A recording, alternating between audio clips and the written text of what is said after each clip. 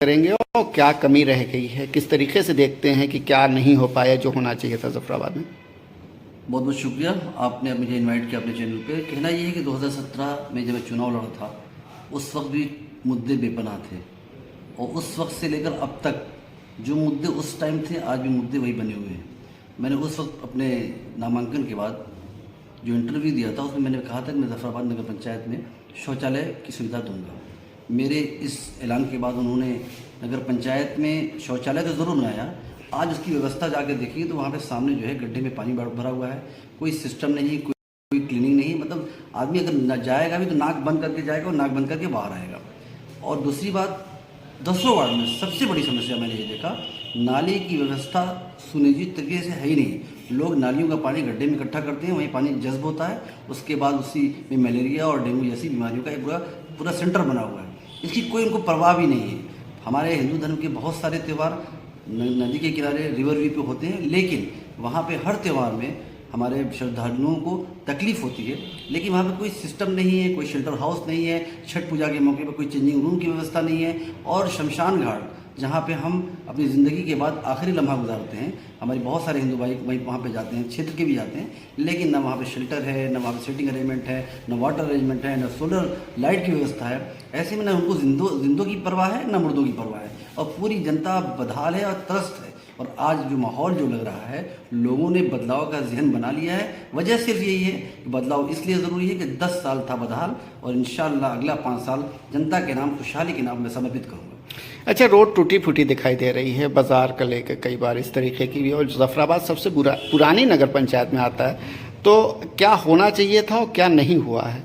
ज़फ़राबाद में road congested थी, ये बात सही थी, लेकिन उसी चीज़ को देखते हुए तत्कालीन अधिकारियों ने और तत्कालीन सरकार ने एक व्यवस्था बाईपास की जब दे दी, तो इस बाजार को चौड़ा करने का बहुत ज़्यादा मतलब नहीं होता। लेकिन इन्होंने जो ठाना था कि मैं बाजार को चौड़ा करूँगा, और चौड़ा करने का मतलब चौड़ीकरण आप करते, लोगों को मुआवजा देते और लोग चौड़ा करने के लिए तैयार हो जाते। लेकिन अतिक्रमण के नाम पे आपने चौड़ीकरण की कार्रवाई कराई, जिसमें हम कई लोगों ने मिलकर हाई कोर्ट का दरवाज़ा खटखटाया। वहाँ से नगर पंचायत के लोगों को राहत मिली, जितना मानक में था उसके अकॉर्डिंग रोड को चौड़ा कर पाए। अदरवाइज़ ये लोग मनमानी ढंग से लोगों को मैनेज करके 175 लोगों को ये मकानों को त्रस्त किया। नौबत ये आई, कम से कम औसत भी मारें तो एक आदमी का 25-30 हज़ार पर घर पे 50 हज़ार का नुकसान हुआ, जिसकी बुनियाद पर कई करोड़ रुपए जो है व्यापारियों का नुकसान चला गया। और बाजार में उसी तरह जाम की समस्या बनी हुई है। पटरी जो है वो नीचे है, उसका पटरी को लेवलिंग भी नहीं किया गया है। पार्किंग का बहुत बड़ा इशू है।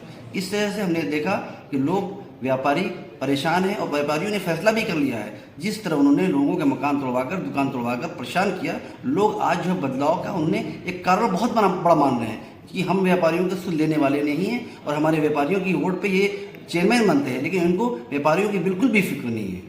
अच्छा, तो आप व्यापारियों को चाहते हैं कि उनको मुआवजा दिया जाए जो तोड़ा गया है उनका? नहीं मिला उनको, नहीं मिला। और आप इसके लिए हाई कोर्ट पे भी गए थे कि इनको मिलना चाहिए, क्योंकि उनका प्रोसेस जो था वो अतिक्रमण का था। अतिक्रमण के प्रोसेस में मुआवजा नहीं मिलेगा, लेकिन जब चौड़ीकरण का प्रोसेस करेंगे तो उसमें मुआवजा मिलेगा। इनका सिस्टम ही गलत था, जिसकी वजह से हाई कोर्ट ने ये कह दिया कि नक्शे में जितनी ज़मीनें हैं नगर पंचायत उतना ही चौड़ा किया जाए। हमारे उस टाइम के एसडीएम साहब ने कहा कि मानक के अनुरूप हर 10 मीटर पे आप रोड कितना चौड़ा है इसको देखिए, उसके हिसाब से उनकी मकान और दुकान को तोड़िए। लोग बहुत परेशान हैं, और उस वक्त से लेकर अब तक कारोबार की स्थिति बिल्कुल ख़राब हो चुकी है, और लोग परेशान हैं जाम से, और पट्टियों के ख़राब होने की वजह से पार्किंग का इशू बना हुआ है। व्यापार बिल्कुल ख़राब है लोगों का।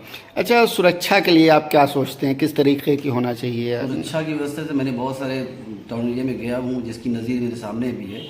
वहाँ के चेयरमैन ने किसी भी नगर पंचायत पहुँचा है, वो खेतासराय, गौमड़िया, मछली शहर, देखा मैंने कि लोगों ने खास जगहों पे सीसी कैमरे की व्यवस्था की है। लेकिन हमारा ज़फ़राबाद ऐसा है जहाँ पे इन सब चीज़ों की ज़रूरत हमारे चेयरमैन साहब ने नहीं समझा, क्योंकि दूरदृष्टि ज़रा कमज़ोर है उनकी। अगर उन्होंने समझा होता कि ज़फ़राबाद नगर पंचायत के व्यापारियों को या नगरवासियों को सुरक्षा प्रदान की गरज से अगर सीसी कैमरा लगा दिया जाए, उससे नगर पंचायत सुरक्षित भी रहेगा और भयमुक्त भी रहेगा। लेकिन ये काम नहीं किया गया।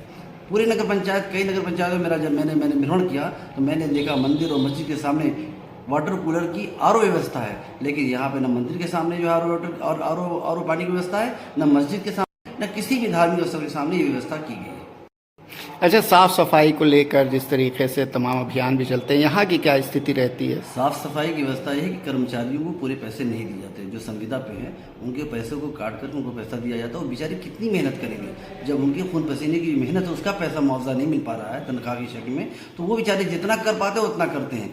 ऐसी सूरत में यहाँ पे कर्मचारियों की कमी है। बहुत सारे ऐसे वार्ड हैं जहाँ पे स्वीपर जाता भी नहीं, वहाँ पे किसी तरह का स्वीपर अपॉइंट भी नहीं किया गया है। लेकिन जिसकी वजह से लोगों ने इन तमाम मुद्दों पर एक फैसला बना लिया है कि मुझे बदलाव करना ही करना है।